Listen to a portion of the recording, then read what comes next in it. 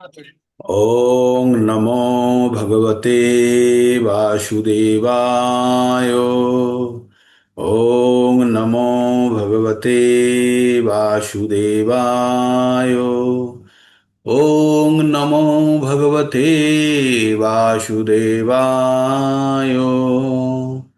ॐ अज्ञानतिमिरान्धस्य ज्ञानाञ्जनशलाकया चक्षुरुन्मीलितं येन तस्मै श्रीगुरुभ्ये नमः। হরে কৃষ্ণা। তো আমরা সকলে আবার উপস্থিত প্রতিদিনের ন্যায়। জীবনে যে কোনো মূল্যবান কাজ করার জন্য নিয়ম নিয়ম অনুবর্তিতা এবং কঠোর পরিশ্রমের খুব প্রয়োজন, আর যেটা দুটোই আপনাদের মধ্যে দেখতে পাই। আপনারা প্রতিদিন প্রতিদিন সকালে আপনারা ভগবত ক্লাস করার জন্য, আলোচনা করার জন্য, অংশগ্রহণ করার জন্য, পঠন পাঠন সব করার জন্য আপনারা অধীর আগ্রহে উপস্থিত থাকে। আমি তো কখনো কখনো দেখে অবাক হয়ে যাই। আমি যোগদান করার আগে থেকেই ওয়েটিং এ থেকে যাই।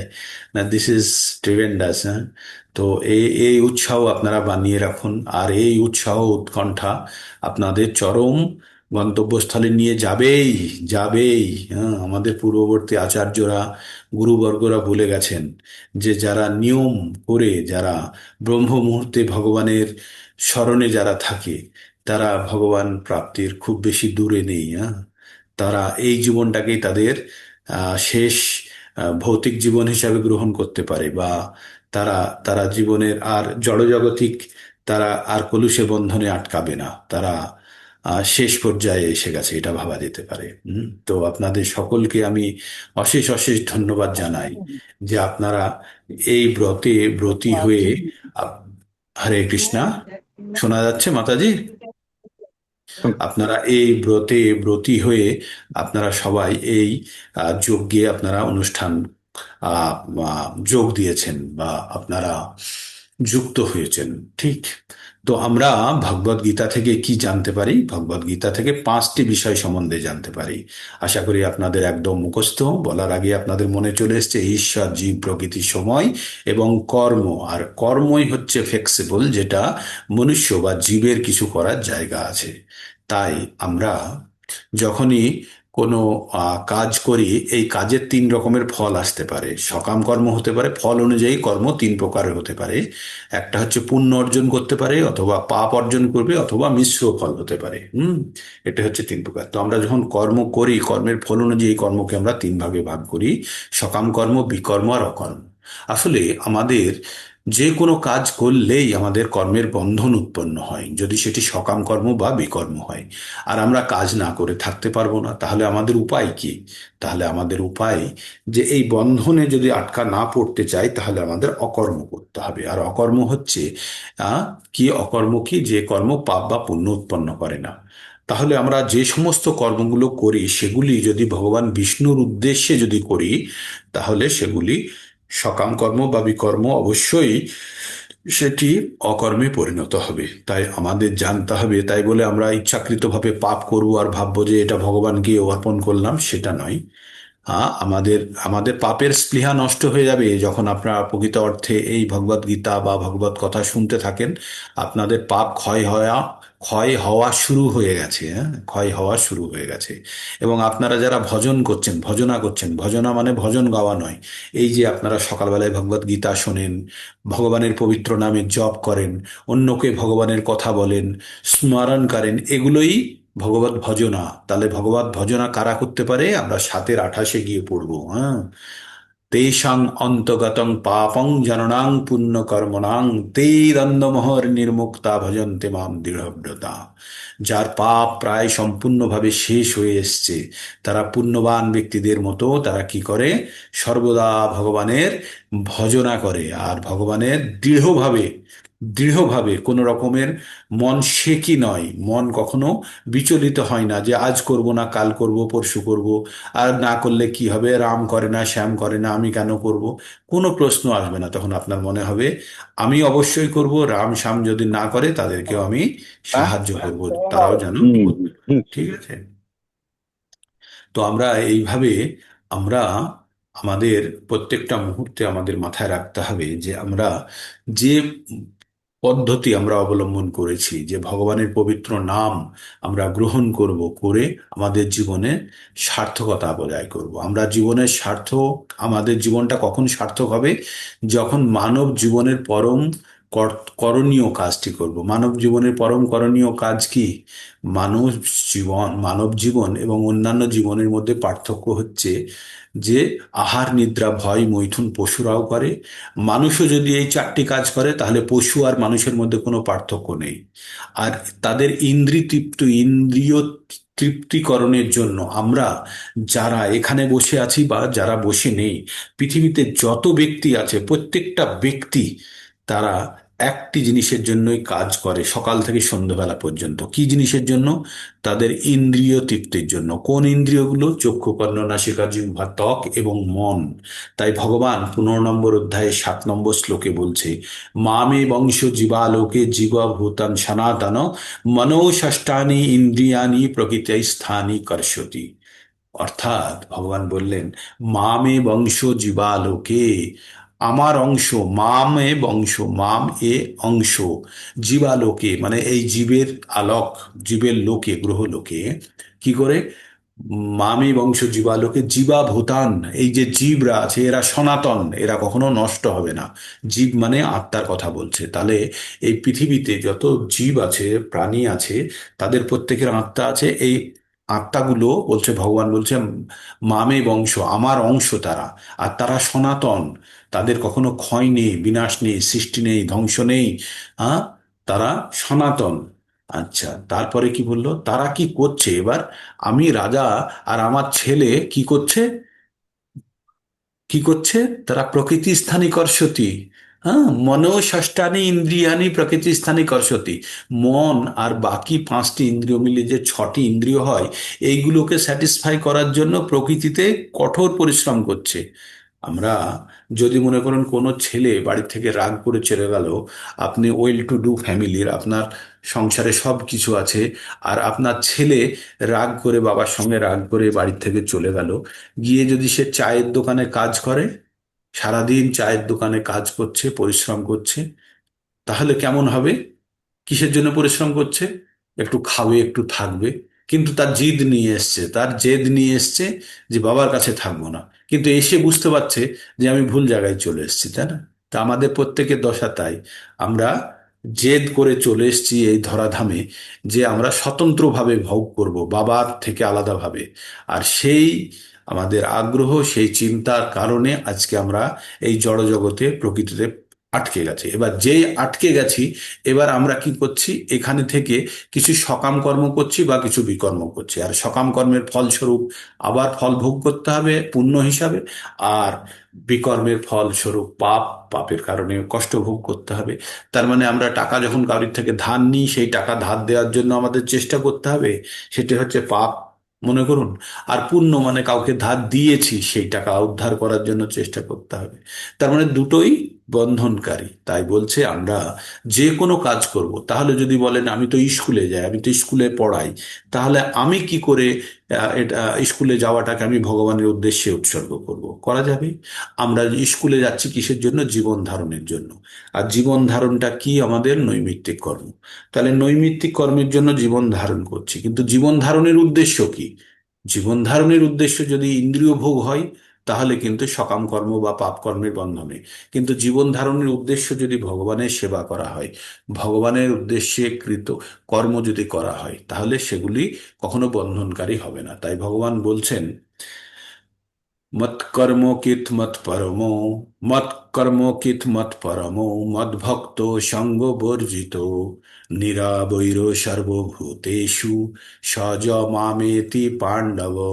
11-55 নম্বর শ্লোকে ভগবান বলছেন, কি বলছেন? মৎ কর্ম কিত, আমার জন্য কর্ম করো। মৎ পরমো, আমাকে জীবনের পরম লক্ষ্য হিসাবে স্থির করো। মৎ কর্ম কিত মৎ পরমো, মদ ভক্ত, আমার ভক্ত হও। সঙ্গ বর্জিত, কুসঙ্গ বা ভৌতিক সঙ্গ ত্যাগ করো। মৎকর্ম কিত মৎ পরমো, মদ্ভক্ত সঙ্গ বর্জিত। নীরবৈর, সকলের তুমি শত্রুরহিত হও, তুমি কাউকে শত্রু বলে ভাববে না। নিরবৈর বৈরী, বৈরী মানে হচ্ছে শত্রু ভাব, নিরবৈর শত্রু ভাবহীন হও তুমি। সর্বভূতেষু প্রত্যেকটা জীবের প্রতি তুমি মিত্রতা থাকো, আনো, প্রত্যেককে তুমি বন্ধু হিসাবে ভাবো। সজ মামেতি পাণ্ডব, সে যে আমার কাছে আসবে তাতে কোনো সন্দেহ নেই। মানে ভগবান শুধু গ্যারান্টি দিয়েছে। আসলে ভগবত গীতা থেকে আমরা যে জিনিসটা জানতে পারি, যে ভগবত গীতা পঠন করার মাধ্যমে একটা জিনিসই আমাদের বলা হচ্ছে, যে এই ভৌতিক যোগে এই জগৎ দুঃখালয়ম অশাশ্বতম, এখানে আমাদের ইন্দ্রিয় তৃপ্তির জন্য আমরা পড়ে আছি, আর আমরা বারবার কর্মের বন্ধনে আবদ্ধ হয়ে আমরা জন্ম মৃত্যুর আবর্তে ঘুরতে থাকছি। তাই ভগবান বলছে তুমি এই প্রকৃত জ্ঞান অর্জন করো, তুমি আমার সম্বন্ধে জানো, আমার সম্বন্ধে জানো, আমার ধাম সম্বন্ধে জানো, তোমার প্রকৃত অবস্থা সম্বন্ধে জানো। জেনে তুমি এই জড় জগৎ থেকে মুক্ত হয়ে তুমি তোমার প্রকৃত আলয়ে তুমি ফেরত চলে এসো। এটাই ভগবদ গীতার পরম জ্ঞান। আর এই জ্ঞান বিভিন্ন অধ্যায়ের মাধ্যমে ভগবান দিয়েছেন। কখনো জ্ঞান যোগ, কখনো কর্মযোগ, কখনো ভক্তি যোগ। বিভিন্ন যোগের মাধ্যমে ভগবান এই জ্ঞানই বারবার দিচ্ছেন, যে তুমি এখানে যে ফেঁসে কষ্ট পাচ্ছ, তার কারণ হচ্ছে তোমার জড়জাগতিক ভোগ করার আকাঙ্ক্ষা। আর তোমার মধ্যে যে আমার প্রতি প্রেম ছিল, সেই প্রেম যখন সেটি রজগুণের প্রভাবে এসছে, সেটি কামে পরিণত হয়েছে। আর এই কাম তোমাকে বারবার জড়জগতের বন্ধনে বেঁধে দিচ্ছে। হ্যাঁ? হরে কৃষ্ণ। মনমোহন প্রভুজি একটু জপ করান তো 1 মিনিটের জন্য, আমি আসছি। जय श्री कृष्ण चैतन्य प्रभु नित्यानंद श्री अद्वैत गदाधर शिवासदि गौर भक्तविंद। हरे कृष्ण कृष्ण कृष्ण हरे हरे, हरे राम राम राम हरे हरे। हरे कृष्ण कृष्ण कृष्ण हरे हरे, हरे राम राम राम हरे हरे। हरे कृष्ण कृष्ण कृष्ण हरे हरे, हरे राम राम राम हरे हरे। हरे कृष्ण कृष्ण कृष्ण हरे हरे, हरे राम राम राम हरे हरे। हरे कृष्ण कृष्ण कृष्ण हरे हरे, हरे राम राम राम हरे हरे। हरे कृष्ण कृष्ण कृष्ण हरे हरे, हरे राम राम राम हरे हरे। हरे कृष्ण कृष्ण कृष्ण हरे हरे, हरे राम राम राम हरे हरे। हरे कृष्ण कृष्ण कृष्ण हरे हरे, हरे राम राम राम हरे हरे। हरे कृष्ण कृष्ण कृष्ण हरे हरे, हरे राम राम राम हरे हरे। हरे कृष्ण कृष्ण कृष्ण हरे हरे, हरे राम राम राम हरे हरे। हरे कृष्ण कृष्ण कृष्ण हरे हरे,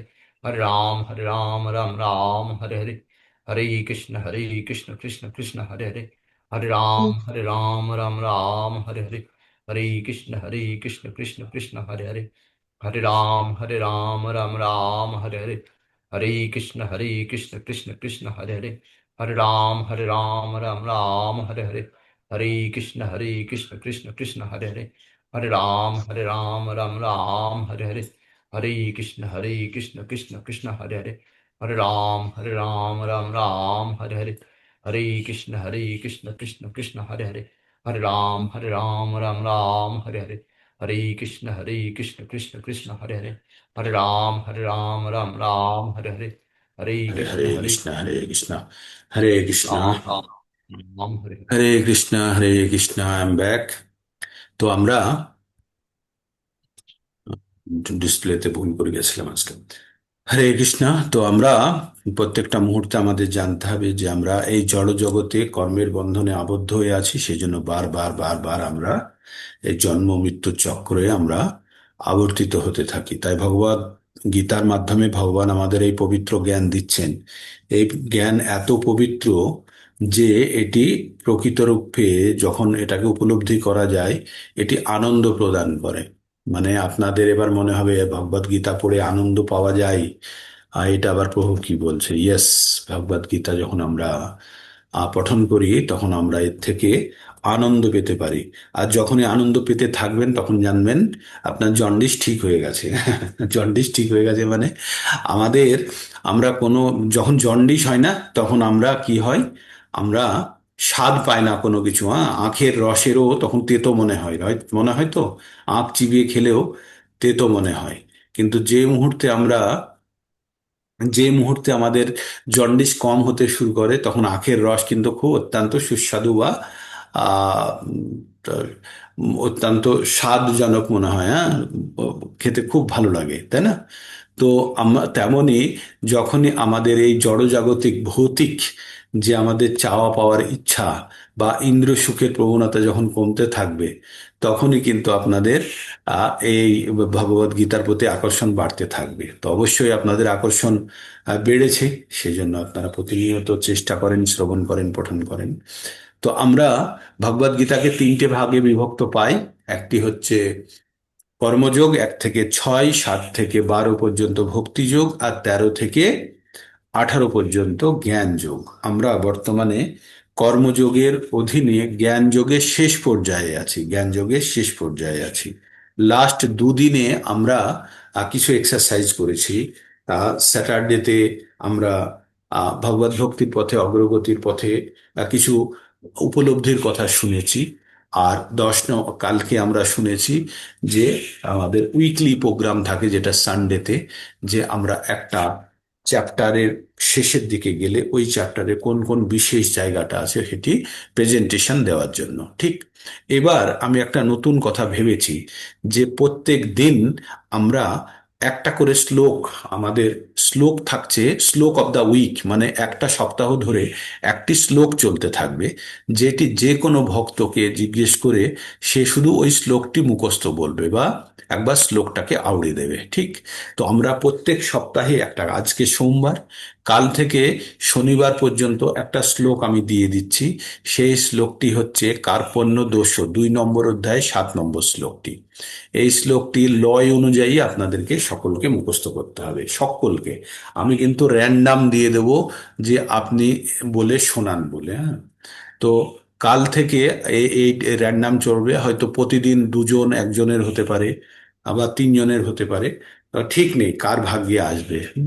তো আপনারা এবার ওই শ্লোকটি মুখস্থ করুন। কোনটি? 2 নম্বর অধ্যায়ের ওইটা, লয়টাও মেনটেন করতে হবে, লয়টাও আমি বলে দেবো। লয়টা এরকমটা আছে: কার্পণ্য দোষোপতোষ পৃচ্ছামি তম ধর্ম সম্মূঢ়চেতা যশ্রেয় সন্নিশ্রিতং ব্রূহি তন্মে শিষ্যস্তেহং সাদিমাম তাম প্রপন্নাম। ঠিক, তো এই লয়টি থাকলো। আর এই লয়টির উপরে ভিত্তি করে আপনারা সকলে এই শ্লোকটি মুখস্থ করবেন। এই শ্লোকটি নেক্সট 5 দিন ধরে চলবে, হ্যাঁ। তো এই শ্লোকটি খুবই গুরুত্বপূর্ণ, তাই আপনাদেরকে দেওয়া হলো। আপনারা সকলে এই শ্লোকটি বারবার পঠন করবেন, মুখস্থ করবেন। আর কাল থেকে র্যান্ডাম এটা চলবে কোনো প্রোগ্রামের মধ্যে আমাদের, হ্যাঁ, যে কোনো ভক্তকে জিজ্ঞেস করা হবে এবং তিনি বলে অত্যন্ত আনন্দিত হবেন। ঠিক, তো আমরা ভগবদ গীতার আমরা এখন কর্মযোগের মধ্যে জ্ঞান যোগ যেটি আছে 4 নম্বর অধ্যায়ের একদম শেষ পর্বে চলে এসেছি। কত পর্যন্ত হয়েছিল প্রভু? 35 না কত পর্যন্ত হয়েছিল? 35 নম্বর পর্যন্ত হয়েছিল, তাৎপর্য কমপ্লিট হয়নি। কোনটা? 34? 35 পর্যন্ত হয়েছিল, আচ্ছা, 35 35 পর্যন্ত পর্যন্ত। শ্লোক পড়েছেন। 35-এর তাৎপর্য শেষ হয়নি। আচ্ছা, 35-এর তাৎপর্য শেষ হয়নি। তো আমরা 34 নম্বর শ্লোকে কি দেখলাম? 34 নম্বর শ্লোকটি খুব গুরুত্বপূর্ণ শ্লোক আমরা পড়েছিলাম। 35-এ যাওয়ার আগে আমরা 34 নম্বর শ্লোকটি পড়ব। 34 নম্বর আমরা কি পড়ছি এখন? জ্ঞান যোগ পড়ছি। জ্ঞান যোগে বিভিন্ন যোগের কথা বলা হয়েছে, বিভিন্ন যজ্ঞের কথা বলা হয়েছে, দ্রব্য যজ্ঞ, জ্ঞান যজ্ঞ, বিভিন্ন যজ্ঞের কথা বলা হয়েছে, জপযজ্ঞ, যজ্ঞ। তো এই সমস্তের পরে আমরা যেটা জানলাম, যে আমরা এই সমস্ত সবকিছু করতে পারবো কখন? যখন আমরা জ্ঞান লাভ করব, হ্যাঁ। তো এই জ্ঞান লাভ কিভাবে করা যাবে, জ্ঞান কিভাবে পাবো আমরা? তো এই জ্ঞানের জন্য বলল, তদ্বিদ্ধি প্রণিপাতে না প্রশ্নে না সেবায়া উপদেশ কান্তিতে জ্ঞানং জ্ঞানিনাং তত্ত্বদর্শিনাম। বলল যে সদ্গুরুর শরণাগত হয়ে তত্ত্ব জ্ঞান লাভ করার চেষ্টা করো। কার? সৎগুরুর। বিনম্র চিত্রে প্রশ্ন জিজ্ঞাসা করো, অকৃত্রিম সেবার দ্বারা তাকে সন্তুষ্ট করো। কারোর থেকে কিছু পেতে গেলে আগে তাকে দিতে হয়, তারপরে তার থেকে চাইলে সে অবশ্যই আপনাকে দেবে, তাই না? তো তাহলে কি বলছে, সদ্গুরুকে কি দেবো আমরা, গুরুদেবকে কি দেবো আমরা? গুরুকে আমরা দেবো আমাদের সেবা। আমরা সেবা দিয়ে সন্তুষ্ট। গুরুর কিভাবে সেবা করা হয়, গুরুকে কিভাবে সেবা প্রদান করা হয়? দুই ভাবে। এক হচ্ছে গুরুর শারীরিক সেবা ডাইরেক্ট দিয়ে। শারীরিক সেবা মানে কিভাবে? গুরুর জন্য রান্না করা হলো, গুরুর কাপড় ধুয়ে দিলাম, গুরুর পা ধুয়ে দিলাম, গুরুর শরীরে মাসাজ করে দিলাম, এগুলো হচ্ছে গুরুর বপু সেবা বলা হয়, বপু সেবা। আর একটা কি হচ্ছে গুরুর বাণী সেবা, গুরু যেটা বলেছে সেটি করা, সেটিও সেবা। তো এইভাবে যখন আমরা গুরুর সেবা প্রদান করব, তখন গুরু আমাদের প্রতি সন্তুষ্ট হবেন। আর তখন যদি আমি ভগবান গুরুকে যদি প্রশ্ন করি বিনয়ী ভাবে, এমন নাকি চ্যালেঞ্জিং অ্যাটিটিউডে, গুরুকে যদি বিনয়ী হয়ে প্রশ্ন জিজ্ঞেস করি, তখন গুরুর যদি কৃপা হয়, তখন আমাদের সেই জ্ঞান প্রদান করে। আর সেই দ্রষ্টা, তত্ত্বদ্রষ্টা মানে যিনি তত্ত্বকে দেখেছেন বা তত্ত্ব জানেন, তিনি তখন কি করেন, জ্ঞানের উপদেশ দিয়ে থাকেন। আর সেই জ্ঞান যখন পাওয়া যায়, তখন কি হয়, আমরা সমৃদ্ধ হই, হ্যাঁ না? তাই পারমার্থিক উপলব্ধির পথ নিঃসন্দেহে দুর্গম। আপনারা ভাববেন না এই পারমার্থিক যে উন্নতির জন্য আপনারা যা চেষ্টা করছেন এটা অতি সহজ। এটা সহজ নয়, অত্যন্ত দুর্গম। প্রত্যেক মুহূর্তে আপনাদেরকে সংগ্রাম করতে হয়। কার সঙ্গে সংগ্রাম করতে হয়? নিজের সঙ্গে। কারণ আপনারা উপলব্ধি স্তরের জন্য যে প্রশ্ন দিয়েছিলাম, আপনাদের প্রতিনিয়ত মনে হয় ঠিক করছি তো, এই জীবনে এই সব ত্যাগ করে দিলাম, দিয়ে জীবনটাকেও ভোগ করলাম না, আবার ওইদিকে ভগবান পাবো কিনা তাও জানি না, ঠিক হচ্ছে না ভুল পথে যাচ্ছি। মনের পরিবর্তন, বারে বারে মনের সঙ্গে সংগ্রাম, এটাকে বলে দ্বৈত বা দ্বৈত ভাব। দ্বন্দ্ব উৎপন্ন হয় এখান থেকে মনের মধ্যে। হ্যাঁ। আর কি হয়, বাহ্যিক, আপনি তো ভক্তি করছেন, আর বাহ্যিক পরিবেশ একদম আপনার সহায়ক নয়। সবাই পিছন থেকে কেউ না কেউ খুঁচিয়ে যাচ্ছে, হয় সংসারের লোক, নাহলে প্রতিবেশী। আপনাদের যতই কিছু আপনি ভক্তি করার চেষ্টা করছেন, চুরি করে যেন ভক্তি করতে হচ্ছে, তাই না? তো এগুলো একটি হচ্ছে, এটিও এক ধরনের দ্বন্দ্বের মতো অবস্থা, যে কিসের জন্য করছি, কোন আকর্ষণে করছি। কখনো কখনো নিজের সংশয় উৎপন্ন হয়। তো তাই বলছে ভগবত ভক্তি, এই সব সংশয়, এই সব দ্বন্দ্ব যখন কেউ কাটিয়ে বেরিয়ে আসতে পারবে, আর দৃঢ়ভাবে ভগবানের ভজনায় যে যুক্ত হয়ে যাবে, তখন জানবেন, তেষাং সতত যুক্ত নাম ভজতাং প্রীতিপূর্বকম দদামি বুদ্ধি যোগম তম ইয়ানু মায়ু পায়ন্তে। তখন ভগবান কি করে, এইরকম অবস্থায় যে নিরন্তর ভগবানের ভজনে যে যুক্ত থাকে, ভগবান চেতনায় যে উদ্বুদ্ধ থাকে, সবসময় ভগবানের নাম স্মরণ করে, ভগবানের জন্য কাজ করে, তখন ভগবান তাকে কি করে, বুদ্ধি যোগ দেয়, বুদ্ধি দেয়। তার দ্বারা কি করবে, সেই বুদ্ধির দ্বারা ভগবানের কাছে যেন সে ফিরে যেতে পারে। মামু পায়ন্তে, মায়ু পায়ন্তিতে, উপায়ন্তিতে মানে ফিরে যাওয়া, হ্যাঁ। তো মাম উপায়ন্তিতে মানে আমার কাছে ফিরে আসতে পারে। তার মানে ফিরে যাওয়া মানে কি, আমরা কোথাও থেকে আসলে তবেই তো ফিরে যাই, তাই না? আমরা কোথাও থেকে যখন আসি, অন্য জায়গাতে এসেছি, তবেই তো আমরা প্রকৃত অরিজিনাল জায়গাতে ফিরে যাব। তাই ভগবান বারবার বলে যে আমার কাছে ফিরে আসবে। ফিরে আসবে কেন? কারণ ওখান থেকেই তো এসেছি, সেই জন্য ফিরে যাওয়ার কথা বলা হয়, হ্যাঁ। তো তাই ভগবানের উপদেশ বলছে সদ্গুরুর কাছ থেকে আমাদের গ্রহণ করতে হবে। আর সেই সদ্গুরু হতে হবে গুরু পরম্পরাগতভাবে আগত, হ্যাঁ। তো বিভিন্ন আমরা গুরুদেবের কাছে গিয়ে আমাদেরকে সারেন্ডার করতে হবে, আমাদেরকে সমর্পণ করতে হবে। আমরা গুরু নিন্দা বা অন্যের নিন্দা করব না। আমরা গুরুর কাছে কেবল ভগবত ভক্তির জন্যই প্রশ্ন করব, এমন প্রশ্ন করব না যাতে আমার বাচ্চার রেজাল্ট কি হবে, ভালো চাকরি পাবে তো, এসবের কোনো প্রয়োজন নেই গুরুর কাছে যাওয়ার জন্য। গুরুর কাছে শুধু একটাই প্রশ্ন, কিভাবে আমি ভগবত ভক্তিতে উন্নতি করব, কিভাবে ভগবানের সেবা আরো তীব্রভাবে করার জন্য আমার মতি হবে, আর কিভাবে আমি ভগবানের এই বাণী আরো আরো আরো ভক্তদের কাছে পৌঁছে দিতে পারবো। তো এইগুলো হবে জিজ্ঞাসা।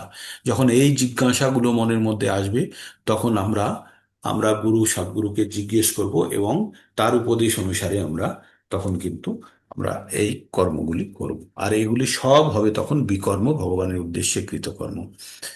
এবার 35 নম্বর শ্লোকের মধ্যে আমরা চলে যাব। 35 নম্বর শ্লোকে কি ছিল, যোগ জ্ঞাতা না পুনর্মোহ মেবং যাসোসি পাণ্ডব येन ভূতান্য শেষানি দক্ষাৎ দক্ষাক্ষা আত্মনন্যথাময়ী। ভেঙে পড়ি এটাকে। এটা কি আছে, যৎ জ্ঞাত্বা না পুনঃমোহম যাসসি পাণ্ডব येन ভূতানি অশেষানি দক্ষাসি, দক্ষাসি মানে দেখা, দক্ষাসি আত্মনি অথো ময়ি। হুম। তো এর অর্থ কি? এর অর্থ বলল যে হে পাণ্ডব, এভাবে তত্ত্বজ্ঞান লাভ করে তুমি আর মোহগ্রস্ত হবে না, কেননা এই জ্ঞানের দ্বারা তুমি দর্শন করবে যে সমস্ত জীবই আমার বিভিন্ন অংশ, অর্থাৎ তারাই আমার এবং আমি, তারা আমাতে অবস্থিত। এবার আমরা কিছুক্ষণ আগে একটা শ্লোক বললাম না, মামে বংশ জীবালোকে জীবাভূতং সনাতন মনো ষষ্ঠানি ইন্দ্রিয়াণি প্রকৃতি স্থানি কার্ষতি। তো বলছে তুমি যখন এই জ্ঞান অর্জন করবে, কোন জ্ঞান? ভগবত গীতার জ্ঞান যখন তুমি অর্জন করবে, তখন তুমি জানতে পারবে যে প্রত্যেকটা জীব আমার সনাতন অংশ। হ্যাঁ, প্রত্যেকটা জীব আমার সনাতন বিভিন্ন অংশ। এবং এই জ্ঞানের কিভাবে জানবে? এই জ্ঞানের দ্বারা দর্শন করবে। আমরা কখনো আমরা জ্ঞান চক্ষু দ্বারা অনেক কিছু দেখি। তো দেখুন, আমরা দূরে বসে আছি, একজন আরেকজনকে দেখতে পাচ্ছে না, কিন্তু কেউ কিছু বলল, যেমন মনে করুন অফিসের কম্পিউটার চলছে, একটা ছেলে বলল স্যার এই কম্পিউটারের প্রবলেম হচ্ছে, আমি তো কম্পিউটার দেখতে পাচ্ছি না, কিন্তু আমি যেহেতু আমার কম্পিউটার সম্বন্ধে জ্ঞান আছে, তাই আমি এখানে বসে ওর কাছ থেকে শুনলাম, শুনে আমার জ্ঞানের দ্বারা আমি দেখার চেষ্টা করলাম সেখানে কি প্রবলেম হতে পারে। তারপরে তাকে আমি এই সলিউশনটা দিলাম, দিয়ে বললাম চেষ্টা করে দেখো, তারপরে বললো হ্যাঁ হয়ে গেছে। তো এই যে সলিউশনটা দিলাম, আমি দেখতে পাচ্ছি না, আমার ভৌতিক চোখ দ্বারা আমি দেখতে পাচ্ছি না, কিন্তু জ্ঞান চোখ দ্বারা দেখতে পাচ্ছি। তাই যখন আমরা এই জ্ঞান অর্জন করব, আমি অফিসের কম্পিউটারটাকে ঠিক করাতে পারলাম দূর থেকে, কিভাবে? জ্ঞান দ্বারা, কারণ আমারও সেটা সম্বন্ধে জ্ঞান আছে।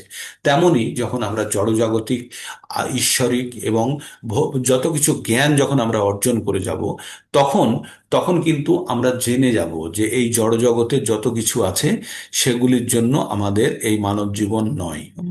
তাই তত্ত্বদর্শী সদ্গুরুর কাছ থেকে পরম তত্ত্বজ্ঞান লাভ করার ফলে শিষ্য বুঝতে পারে যে সকল জীবই হচ্ছে ভগবান শ্রীকৃষ্ণেরই অবিচ্ছেদ্য অঙ্গ। শ্রীকৃষ্ণ থেকে আলাদা অস্তিত্ব থাকাকে বলা হয় মায়া। মায়া কথার অর্থ কি? ভগবানের থেকে বিচ্ছিন্ন হওয়ার ঘটনাকে বলা হয় মায়া। তার মানে আমরা যতক্ষণ ভগবানের থেকে আলাদা হয়ে আছি, ততক্ষণ আমরা মায়ার জগতে আছি। এক জায়গায় ভগবান বলছেন, কৃষ্ণ সূর্য সম, কৃষ্ণ সূর্য সম মায়া অন্ধকার, যাহা কৃষ্ণ তাহা নাহি মায়ার অধিকার। তো কৃষ্ণ সূর্য সম, যখন সূর্য থাকে তখন অন্ধকার থাকে? থাকে না। কিন্তু যে সূর্যের দিকে মুখ করে দাঁড়িয়ে আছে, তার পিছন দিকটায় কি থাকে? ছায়া থাকে, তখন থাকে না, কারণ সেখানে তো সূর্য নেই। তাই ভগবানের দিকে যখন আমরা মুখ করে দাঁড়াই, তখন আমাদের পিছনের দিকে ছায়া থাকে, সেই ছায়াটা হচ্ছে মায়া। কিন্তু যেই এবার সূর্য যদি চলে যায়, তাহলে ছায়া সারা জগতেই ছায়াতে ভর্তি হয়ে যায়, তাই না? সারা জগতই তখন অন্ধকার হয়ে যায়। তার মানে যেখানে আমরা ভগবানের আশ্রয়ে নেই, তখন আমরা কার আশ্রয়ে আছি? মায়া। এবার মায়া কাকে বলছে? মা কথার অর্থ সংস্কৃততে হচ্ছে না, মানে মা শুচোহ, মানে চিন্তা করো না, তো দুঃখ করো না। তো মা মানে হচ্ছে না, তাহলে না মায়া, তার মানে নাই আ, আ মানে হচ্ছে, মানে হচ্ছে যা নেই। না। আর আর মা, না শব্দ, শব্দের অর্থ হচ্ছে যার অস্তিত্ব নেই। তার মানে না, যার অস্তিত্ব নেই সে হচ্ছে মায়া। তার মানে মায়ার প্রকৃত অর্থে কোনো অস্তিত্ব নেই, ছায়া বলে কিছু হয় না। ছায়া কখন উৎপন্ন হয়? যখন সামনে কোনো আলো থাকে তখনই ছায়া উৎপন্ন হয়। আলো না থাকলে ছায়া উৎপন্ন হয় না। আলো যখন থাকে না তখন ছায়াকে খুঁজে দেখবেন তো ছায়া কোথায় গেছে? ছায়া নেই। তো বলছে ভগবানের অন্ধকার, যেখানে ভগবান নেই সেখানে যে জিনিসটা তৈরি হয় সেটাকে বলে মায়া। অন্ধকার, অন্ধকার কাকে বলে? অন্ধকার বলে কিছু হয়? আপনারা একটা ঘর থেকে অন্ধকারকে দূর করতে পারবেন? আলোর অভাবকে বলা হয় অন্ধকার, তাই না? তো আলোর অভাবকে বলা হয় অন্ধকার, আর জ্ঞানের অভাবকে বলা হয় অজ্ঞানতা, আর ভগবানের অনুপস্থিতিকে বলা হয় আসুরি প্রেজেন্স, তাই না? তো আমাদের যে যে আমাদের যে শয়তান, ইভেল, ইভেল যাকে বলি, যখন গড নেই সেটাকে বলা হচ্ছে প্রেজেন্স অফ ইভেল। ইভেল বলে কিছু হয় না, ইভিল বলে কিছু হয় না। আমাদের যখন ভগবান থাকে না, তখনই আমাদের যত সমস্যাগুলো তৈরি হয়। ওই সমস্যাগুলোর অস্তিত্ব কখন থাকে? যখন আমরা ভগবানের থেকে বিচ্ছিন্ন থাকি। তাই মায়া শব্দের অর্থ হলো যখন ভগবান থেকে আমরা আলাদা, তখন যার অধীনে থাকি সে হচ্ছে মায়া। আর মায়া কথার অর্থ কি? যার কোনো অস্তিত্ব নেই। কেউ কেউ মনে করেন যে আমাদের ভগবান শ্রীকৃষ্ণের প্রয়োজন নেই। তাদের মতে শ্রীকৃষ্ণ হচ্ছেন একজন মহান ঐতিহাসিক পুরুষ এবং পরম তত্ত্ব হচ্ছে নির্বিশেষ ব্রহ্ম। কিন্তু ভগবত গীতার মাধ্যমে আমরা জানতে পারি যে ব্রহ্মজ্যোতি হচ্ছে ভগবানের দেহ নির্গত রশ্মিচ্ছটা। পরমেশ্বর ভগবান শ্রীকৃষ্ণ হচ্ছে সবকিছুর মূল কারণ। ব্রহ্ম সংহিতায় স্পষ্টভাবে বর্ণনা করা হয়েছে শ্রীকৃষ্ণ পরম পুরুষোত্তম ভগবান এবং সর্বকারণের কারণ, যেটি কি বলা হচ্ছে, ঈশ্বরঃ পরম কৃষ্ণ সচ্চিতানন্দ বিগ্রহ অনাদির আদি গোবিন্দ সর্বকারণ কারণ। ব্রহ্ম সংহিতায়, আচ্ছা, অনন্ত কোটি দেবতারাও হচ্ছেন ভগবানের বিভিন্ন অংশ মাত্র, তেমনি সকল জীবও হচ্ছে ভগবানের অংশ প্রকাশ। মায়াবাদী দার্শনিকরা ভুল করে মনে করেন যে বিভিন্ন অংশ প্রকাশের মাধ্যমে প্রকট হবার ফলে শ্রীকৃষ্ণ তার স্বতন্ত্র অস্তিত্ব হারিয়ে ফেলেন। এটি হচ্ছে প্রাকৃত চিন্তাধারা। প্রাকৃত অর্থাৎ জড় জগতে আমাদের আমাদের অভিজ্ঞতা এই যে কোনো কিছু খণ্ডরূপে পরিবেশিত হয় তখন তার মূল স্বরূপ নষ্ট হয়ে যায়। আমরা যখন কোনো একটা বড় জিনিস থেকে কিছু দিয়ে দিই তখন মূল জিনিসটি ছোট হয়ে যায়। তাই ভাবে না, ভাতের হাঁড়ির থেকে একজনকে যদি ভাত পরিবেশন করা হয়, ভাতের হাঁড়ির পরিমাণ কম হয়ে যায় না, হাঁড়িতে ভাতের পরিমাণ কম হয়ে যায়। আপনার কাছে 10টা আম আছে, 5টা কাউকে দিয়ে দিলেন, তাহলে আপনার কাছে কমে গেল। তো এগুলো হচ্ছে আমাদের জড়জাগতিক বিচার। তাই বলছে ভগবানের যদি আমরা অংশরূপে এখানে বিস্তার লাভ করি বা জীবন ধারণ করছি, তাহলে ভগবান কি ছোট হয়ে গেছে? বলছেন না। তাই বলছে একটা বাতি থেকে যখন আর একটা বাতি জ্বালানো হয় তখন প্রথম বাতিটার শক্তি কি কম হয়ে যায়? না, ওই বাতি থেকে হাজার আপনি আলো জ্বালান, তবুও প্রথম বাতিটির শক্তি ততখানি থাকে। তাই তাই এখানে কিন্তু মায়াবাদী দার্শনিকরা এটি হৃদয়ঙ্গম করতে পারে না যে ভগবান হচ্ছেন পরম তত্ত্ব, তিনি হচ্ছেন অনন্ত, অর্থাৎ এক। তার সঙ্গে এক যোগ করলে কোনো বিকার হয় না, আবার তার থেকে এক বিয়োগ করলেও কিছু হয় না। এটি হচ্ছে অপ্রাকৃত তত্ত্বের বৈশিষ্ট্য। তো ওই ভগবান সম্বন্ধে বলছে, ভগবান কি? ভগবান হচ্ছে পরম, যার থেকে সামান্য বেরিয়ে গেলেও কিছু হয় না। সমুদ্রের থেকে এক ঘটি জল তুলে নিলেও সমুদ্রের লেভেল কম হয় না, বা এক ঘটি জল ঢেলে দিলেও কিছু যায় আসে না।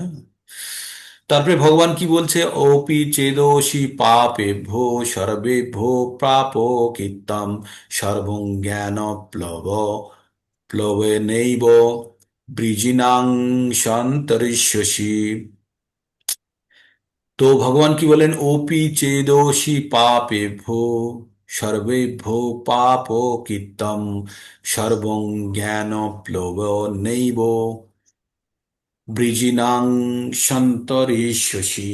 ভগবান বললেন, তুমি যদি সমস্ত পাপীদের থেকেও পাপিষ্ঠ বলে মনে করো, গণ্য করো নিজেকে, তাহলেও এই জ্ঞানরূপ তরণীতে অবহ আরোহণ করে তুমি সমস্ত দুঃখ সমুদ্র পার করতে পারো। তুমি দুঃখের সমুদ্র মানে এখানে খুব শক্তভাবে বলা হয়েছে, আমরা যদি আমাদের এই জ্ঞানের তরণীতে আরোহণ করি, জ্ঞানের নৌকায় যদি আমরা বসে যাই, তাহলে আমরা এই দুঃখময় সংসার থেকে খুব সহজেই আমরা কিন্তু মুক্ত হতে পারবো।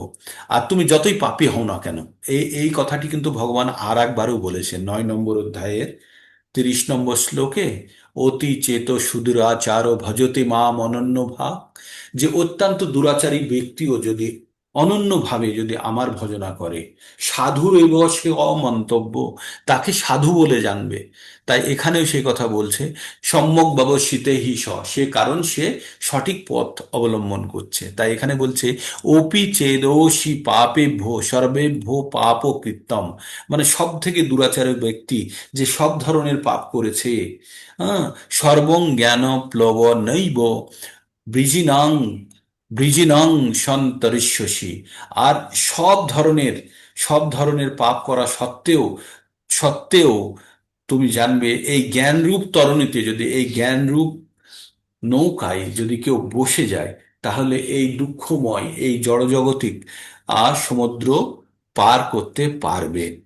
তো খুব গুরুত্বপূর্ণ কথা। তাই আমরা জ্ঞান যোগের এটা আমরা বৈশিষ্ট্য হিসাবে নিতে পারি, তাহলে প্রকৃত যদি আমরা জ্ঞান অর্জন করতে পারি, তাহলে সে যত পাপী ব্যক্তি হয়, সে আপনি মৃগারীর কথা বলুন বা ওদিকে রত্নাকর দস্যুর কথাই বলুন, যখন তারা প্রকৃত অর্থে ভগবানের পবিত্র নামে জপ করেছিল। আচ্ছা, রত্নাকর দস্যু যে বাল্মীকি মুনির রূপে পরিণত হয়েছিল, তিনি কিভাবে তপস্যা করেছিলেন? শিবজিকে বসে থাকতে দেখেছেন? সব সময় শিবজি এরকম ধ্যানে বসে আছে। আর শিবজি ধ্যানে বসে কি করছেন? তিনি তিনি ভগবানের পবিত্র নাম। আচ্ছা, শিবজি কার নামের জপ করেন? শিবজি ভগবানের নামের জপ করেন। কোন ভগবানের নামের জপ করেন? তিনি রাম রাম রাম রাম, সব সময় তিনি রাম রাম জপ করেন। হ্যাঁ। আর আর বাল্মীকি মুনি কার জপ করেছিলেন? বাল্মীকি মুনি রাম রাম জপ করেছিলেন। তো প্রথমে তো তার মুখ দিয়ে রাম কথাই উচ্চারণ হচ্ছিল না, তিনি কি বলছিলেন? মরা মরা মরা মরা মরা করতে করতে রাম রাম হচ্ছিল, তাই না? তো আমাদের এই যে জপ যজ্ঞ, এই যে জপ যজ্ঞ, এটি অত্যন্ত পবিত্র, এটি অত্যন্ত পবিত্র এবং সময় সিদ্ধ। এটা প্রত্যেকটা সময়ে এটি প্রমাণিত হয়েছে যে জপ যজ্ঞের উপরে আর কিছু নেই। তাই জপ যজ্ঞ প্রত্যেকবার এটি প্রমাণিত হয়েছে। তাই আমরাও যদি জপ যজ্ঞ করি, তাহলে জপ যদি করি আমরা, তাহলে আমরাও কিন্তু বিভিন্ন ব্যক্তিদের মতো যারা অত্যন্ত দুরাচারী, রত্নাকর দস্যু ছিল অত্যন্ত দুরাচারী, মৃগারী ছিল অত্যন্ত দুরাচারী, সে পশুকে আধমরা করে ফেলে তাদের কষ্ট পেতে দেখে আনন্দ পেত, এই রকম ছিল। কিন্তু নারদ মুনির কৃপায় সে শুদ্ধ ভক্তে পরিণত হয়। এবং সে যখন মাটিতে হাঁটছে মৃগারী, তখন ডিঙিয়ে ডিঙিয়ে যাচ্ছে, ঝাঁপিয়ে ঝাঁপিয়ে যাচ্ছে। তখন জিজ্ঞেস করছে, তুমি ঝাঁপিয়ে ঝাঁপিয়ে যাচ্ছ কেন? বলছে, প্রভু, এই তো পিঁপড়ে যদি আমার পায়ের তলায় চলে আসে। যে নাকি সকল প্রাণীদের আধমরা করে মেরে তাদের যন্ত্রণায় ছটফট করতে দেখে আনন্দ পেত, সে এখন কি করছে? মাটিতে ঝাঁপিয়ে ঝাঁপিয়ে যাচ্ছে, কারণ যদি তার পায়ের তলায় পিঁপড়ে পড়ে তাই দেখে। তো এই হচ্ছে মানুষের পরিবর্তন কিভাবে, যখন কোনো সদ্গুরুর সান্নিধ্যে আসে আর যখন তার নির্দেশ অনুযায়ী তখন কর্মকর্তব্য করে, তখন সে অবশ্যই শুদ্ধভাবে সে এই জড়জাগতিক সমস্ত প্রকার কলুষ থেকে মুক্ত হয়ে সে ভবসাগরকে অতি সহজেই পার করতে পারে। তাই এই জগৎকে কখনো অবিদ্যার সমুদ্র বা কখনো দাবানলের সঙ্গে তুলনা করা হয়। অতি সুদক্ষ সাঁতারু যখন সাঁতার কেটে সমুদ্র পার হতে পারে না, ঠিক তেমনি জড়জগতের এই জীবন সংগ্রামও দূর অতিক্রম্য। মাঝ সমুদ্রে যে মানুষ হাবুডুবু খাচ্ছে, তাকে উদ্ধারের একমাত্র উপায় হচ্ছে যদি কেউ এসে তাকে তুলে নেয়। ভবসমুদ্রে আমরাও সেই প্রকার হাবুডুবু খাচ্ছি, এবং যদি কেউ আমাদের কৃপাবশত, কৃপাপর বশ হয়ে আমাদের এই ভবসমুদ্র থেকে তুলে নেয়, তাহলেই আমরা উদ্ধার হতে পারি। ভগবানের কাছ থেকে অপ্রাকৃত ভগবত তত্ত্ব হচ্ছে একমাত্র মুক্তির পথ। তাই ভগবত তত্ত্ব জ্ঞান বা কৃষ্ণা ভাবনামৃত হচ্ছে আমাদের উদ্ধারকারী নৌকা। মুক্তি লাভের এই পথ অত্যন্ত সরল, সহজ সরল মাধুর্যে পরিপূর্ণ। হুম। আপনারা যে মুহূর্তে ভগবত গীতা পঠন করে আনন্দ উপভোগ করতে শুরু করবেন, তখন জানবেন আপনাদের এই ভবরোগ, যে জিহ্বার উপরে আপনাদের যে লেয়ার পড়ে গেছিল, যার কারণে আপনাদের আখের রস বা আখ আপনাদের তেতো লাগছিল, সেই লেয়ার যখন চলে যাবে, তখন কিন্তু আপনাদের আর আখের রস তেতো মনে হবে না। তেমনি আর আখের রস খাওয়ার কারণেই কিন্তু মুখের উপরে যে স্তর পড়েছে, আপনাদের পাণ্ডুর বা জন্ডিসের যে স্তর পড়েছে, সেই স্তরটি নষ্ট হবে আখের রস দ্বারাই। তাই আমরা জড় জগতে, এই যে ভৌতিক জগতে আমরা যুক্ত হয়ে জড় জগৎকে ভোগ করার যে প্রবণতার কারণে আমাদের ভগবানের প্রতি অরুচি, ভগবানের নামের প্রতি অরুচি, তার মূল কারণ কি? এই জড়জাগতিক রোগ, এই রোগের আস্তরণ আমাদের জিহ্বার উপরে পড়ে গেছে, যেটির কারণে আমরা আর হরিনামে আমরা আমরা স্বাদ পাচ্ছি না।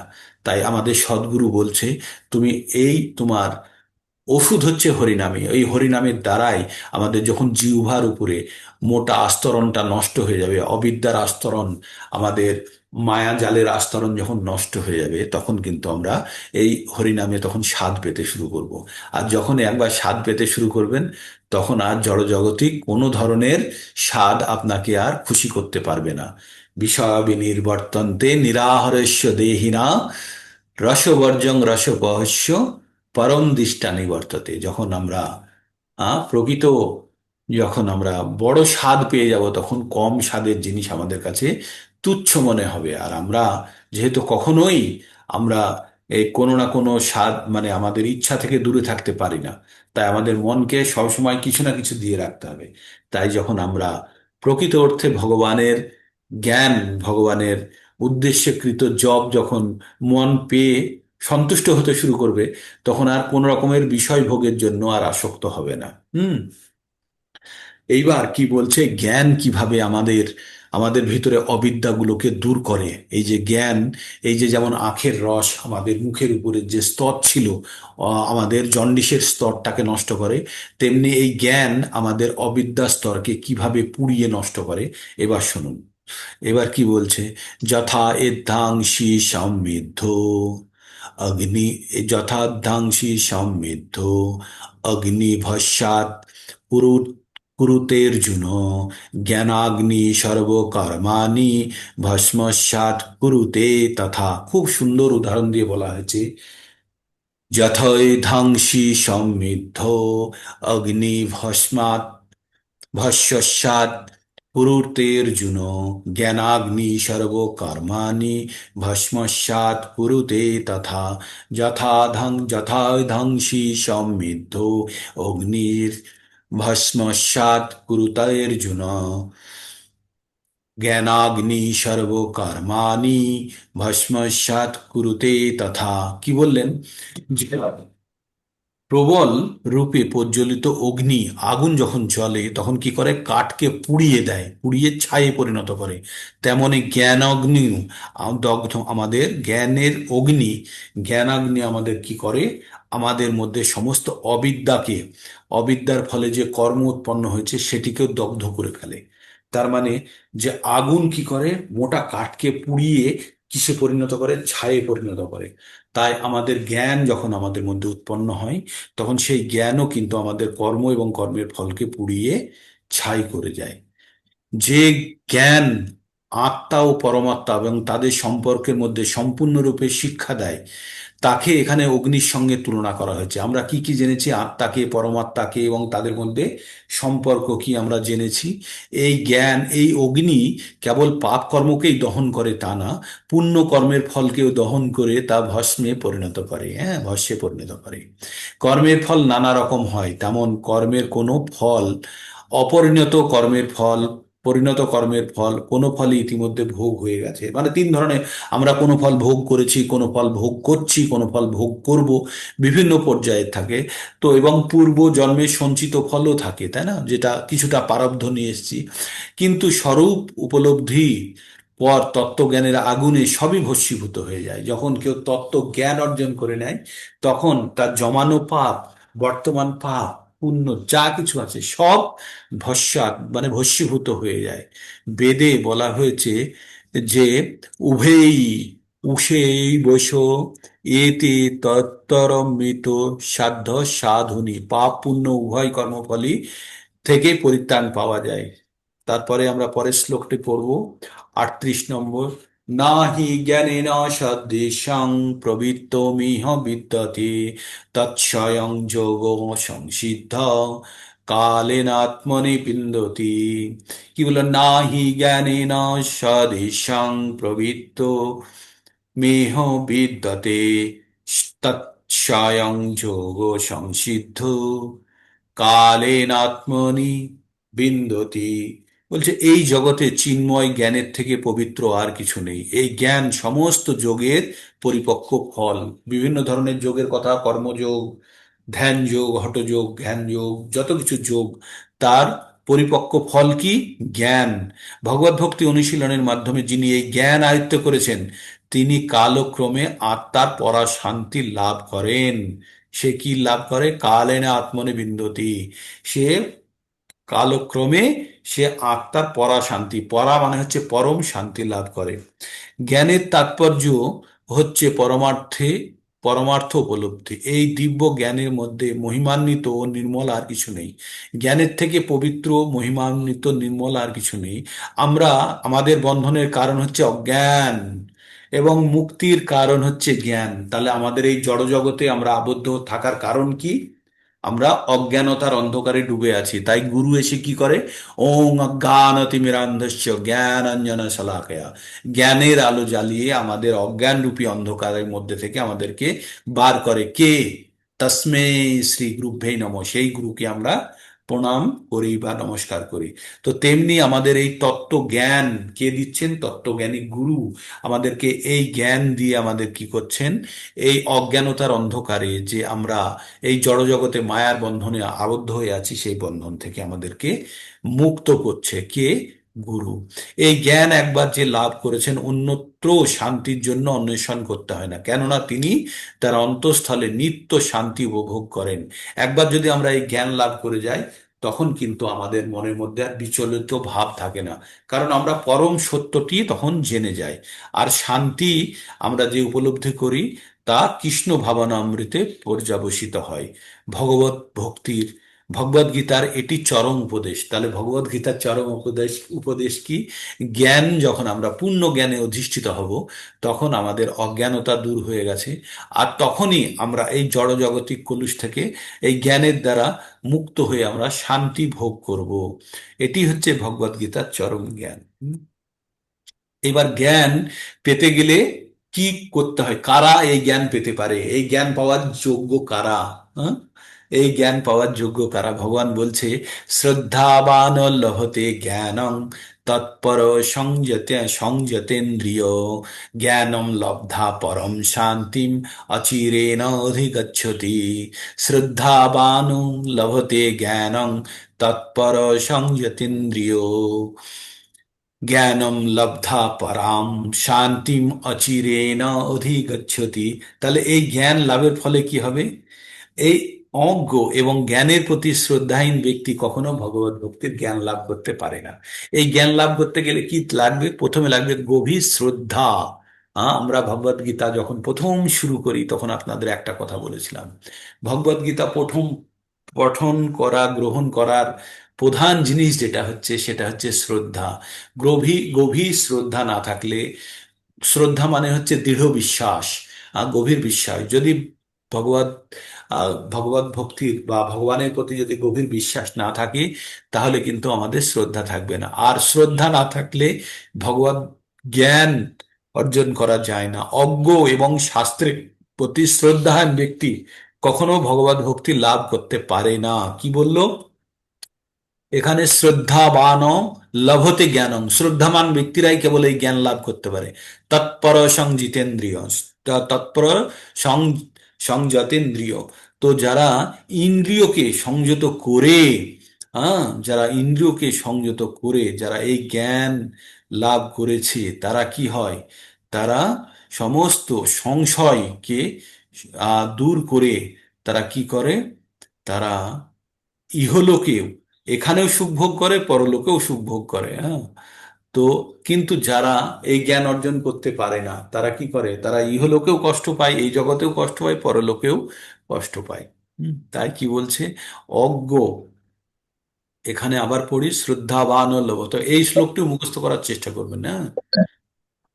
কি বলছে? শ্রদ্ধাবান ও লভতে জ্ঞানং তৎপর Low battery. Please charge. শ্রদ্ধাবান ও লভতে জ্ঞানং তৎপর সংযতেন্দ্রিয়,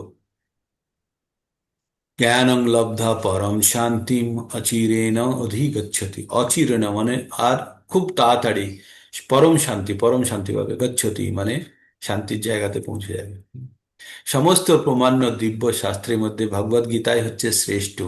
যে সমস্ত মানুষের প্রবৃত্তি প্রায় পশুদের মতো, তারা শাস্ত্রজ্ঞান বা শাস্ত্রের প্রতি শ্রদ্ধা থাকে না। আবার এমন কিছু লোক আছে যাদের শাস্ত্রজ্ঞান থাকলেও সেই শাস্ত্রজ্ঞানে উদ্ধৃতি দিতে পারলেও শাস্ত্রের কথায় তাদের বিশ্বাস নেই।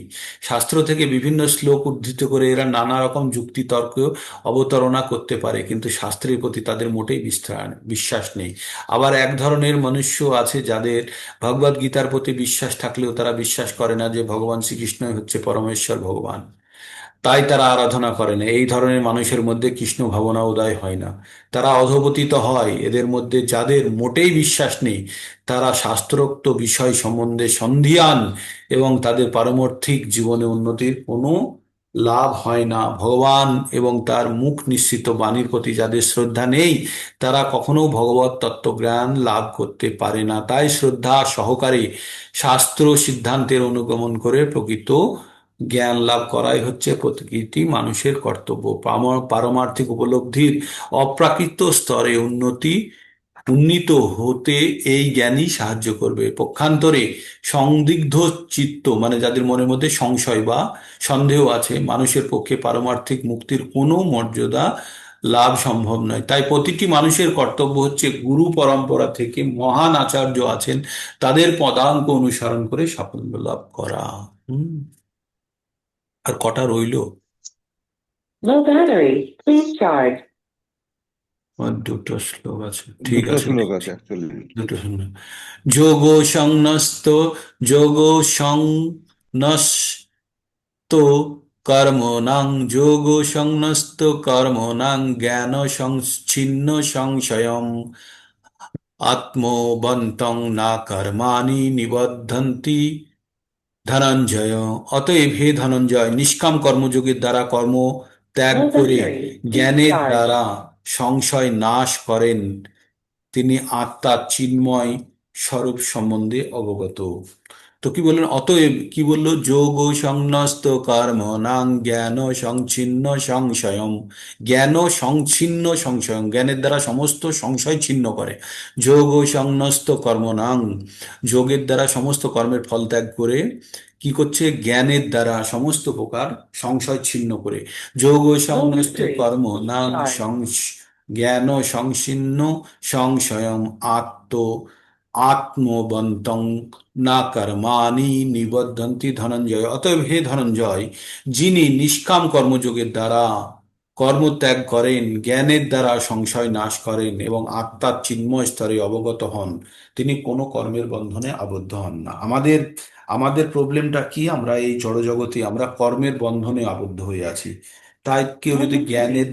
Charge. জ্ঞানের দ্বারা কেউ যদি পুষ্ট হয়ে, যদি জ্ঞানের দ্বারা এনরিচ হয়ে, জ্ঞানের দ্বারা নিজেকে সম্পূর্ণ করে, তাহলে কি করে? সমস্ত প্রকার তার অজ্ঞানতা, যে সংশয় আছে, সেটাকে সে জ্ঞান দ্বারা নাশ করতে পারে বা শেষ করতে পারে।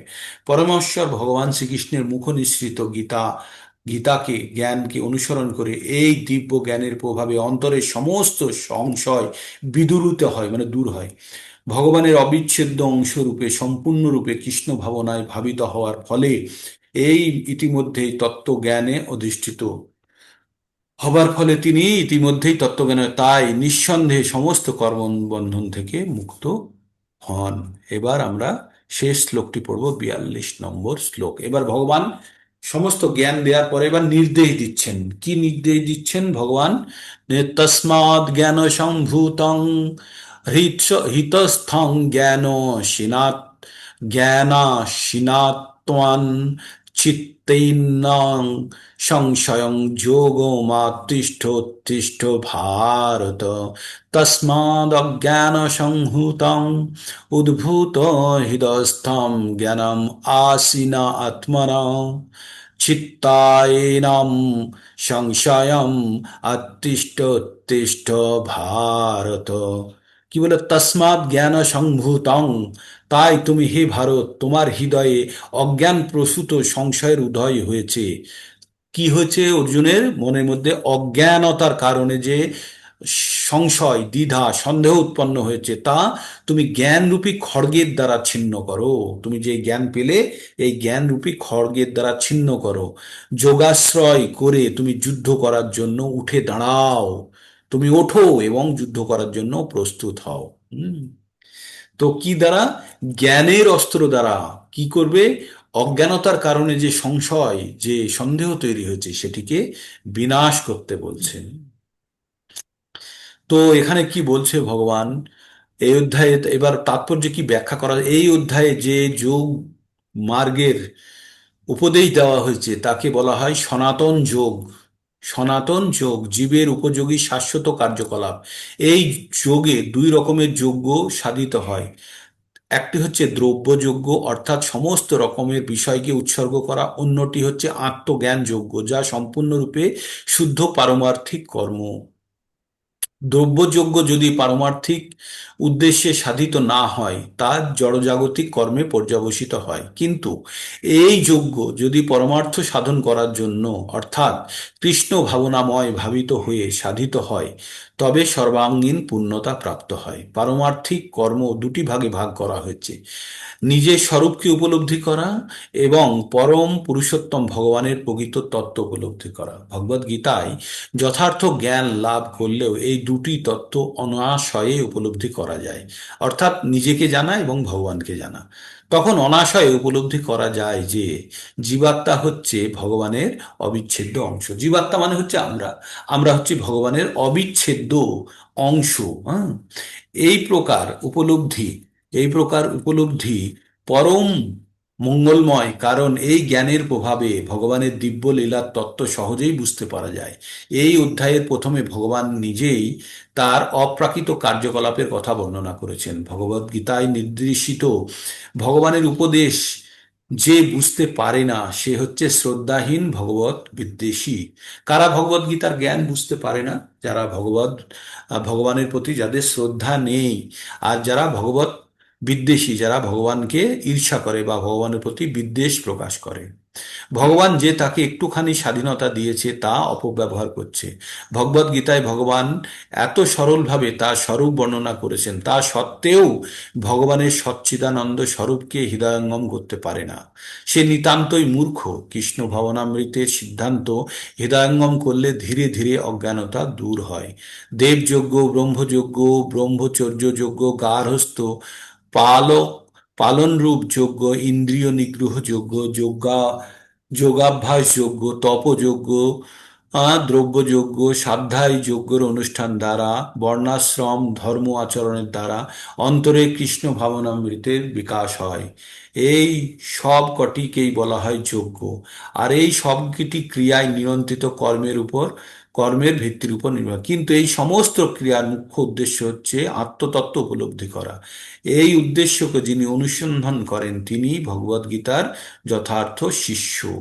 কিন্তু শ্রীকৃষ্ণ পরমেশ্বর সম্বন্ধে যার মনে সংশয় আছে সে অধঃপতিত। তাই উপদেশ দেওয়া হয়েছে যথার্থ সদ্গুরুর শ্রীচরণে আত্মসমর্পণ করে তার সেবায় নিয়োজিত হয়ে তার কাছ থেকে ভগবদ গীতা এবং অন্যান্য শাস্ত্র গ্রন্থের শিক্ষা লাভ করা উচিত। সৃষ্টির আদি থেকে যে জ্ঞান গুরু শিষ্য পরম্পরা ধারায় প্রবাহিত হচ্ছে তা আরোহণ করতে হয় পরম্পরা ধারায় অধিষ্ঠিত সদ্গুরুর কাছ থেকে। কোটি কোটি বছর আগে সূর্যকে ভগবান এই শিক্ষা দিয়েছেন। সেই শিক্ষা তার কাছ থেকে এই পৃথিবীতে নেমে এসেছে এবং সদ্গুরু তা সম্পূর্ণ অপরিবর্তিত রূপে দান করেন। তাই ভগবদ গীতা যথাযথ উপদেশ প্রত্যেকের গ্রহণ করা উচিত। যে সমস্ত প্রতারক তাদের স্বার্থ সিদ্ধি করার জন্য ভগবদ গীতার জ্ঞানকে বিকৃত বা কদার্থ করে মানুষকে বিপথে চালিত করে তাদের সম্বন্ধে সাবধান হওয়া মানুষের কর্তব্য।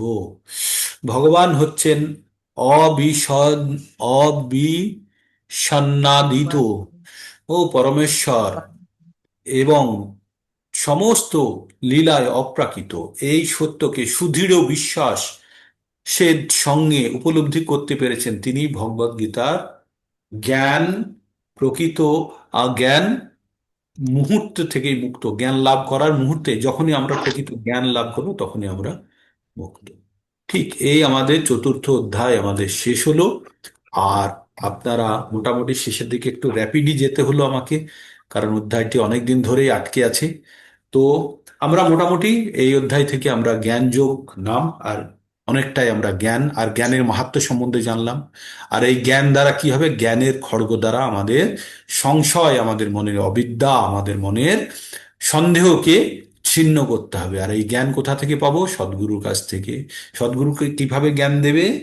তার সেবায় আমাদের নিয়োজিত করে সন্তুষ্ট করে আমরা এই জ্ঞান অর্জন করতে পারবো। তবে আমাদের কাছে এই জ্ঞান অতি সহজে উপলব্ধ আছে আমাদের আচার্যবর্গের কৃপায়, আমাদের জগৎগুরু শ্রী কৃষ্ণ কৃপামূর্তি অভয় চরণের কৃপায় আমরা সরজ রূপে আমরা এই জ্ঞান প্রাপ্ত করেছি। হ্যাঁ, আর এই জ্ঞান আমরা সকলের মধ্যে শেয়ার করার চেষ্টা করি। হরে কৃষ্ণ কৃষ্ণ কৃষ্ণ হরে হরে, হরে রাম রাম রাম হরে হরে। এইভাবে আমাদের চতুর্থ অধ্যায়ের পরিসমাপ্তি হলো। আপনারা ক্যামেরা অন করুন, আর কারো কিছু বলার থাকলে বলতে পারেন। আর আমরা পরবর্তীতে আমরা কাল থেকে একটা শ্লোক প্রভুজি, আমাদের, বলুন। কাল যেটা হোমওয়ার্ক দিলেন আর ততদিন পর্যন্ত একটু ফাঁকি মারছিলাম। যাই হোক, যেটা হোমওয়ার্ক দিলেন আরেকবার শুনলো একবার একটু পড়ে দিন তো। এই যে হোমওয়ার্ক কাল যেটা দিলেন হোমওয়ার্ক মানে হচ্ছে দ্বিতীয় আপনাদের অধ্যায়ের এই শ্লোকটি 7 নম্বর পড়বেন, শ্লোকটা। 2 নম্বর অধ্যায়ে 7 নম্বর সেই শ্লোকটি পড়বেন, তাৎপর্য পড়বেন, এবং হ্যাঁ, শ্লোকটি মুখস্থও করবেন। হ্যাঁ, শ্লোকটি এইরকম: কার্পণ্য দোষোপহত স্বভাব পৃচ্ছামি তাম ধর্ম সম্মূঢ়চেতা যশ্রেয় সন্নিঃসৃতং ব্রূহি তন্মে শিষ্যাস্তেহং সাদিমাম তাম প্রপন্নম।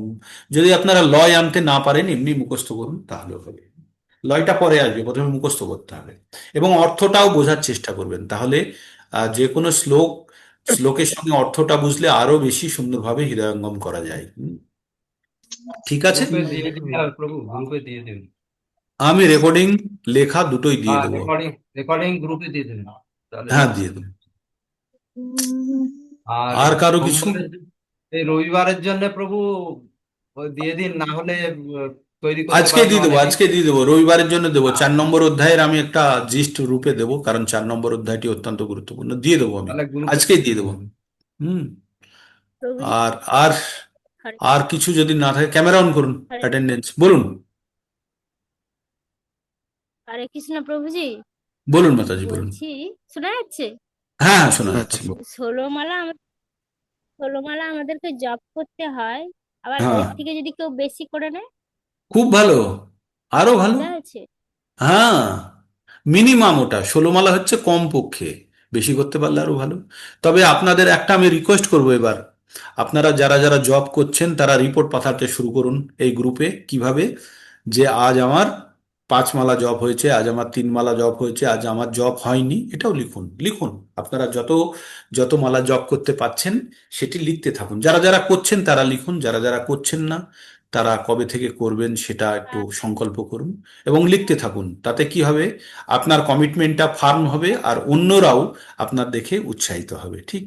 তো আপনারা গ্রুপে লিখতে থাকুন যে কে কত মালা করলেন। আজকে মনমোহন প্রভু একটা এক্সাম্পল দিয়ে দেখিয়ে দেবে কিভাবে গ্রুপে লিখতে হবে। ওই রকম ফরম্যাটে আপনারা লিখবেন।